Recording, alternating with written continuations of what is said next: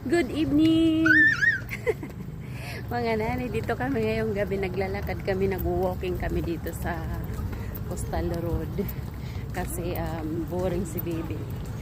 Akala yata ng asawa ko ay mayroon pa dito yung yung park syadahan dito sa Coastal Road na may food trip. Hinahanap niya yung mga seafoods inihaw.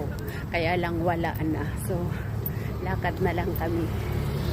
Ayan. Ang ganda ng dito. Ng pasyadahan. Kay maliwanag. Maganda dito mag-practice mag-drive ng motor. Kay very masyado crowded. Motor! Jogging kami, baby, dito sa costa. Walking. Kaupay didi mag-jogging. Guys, kay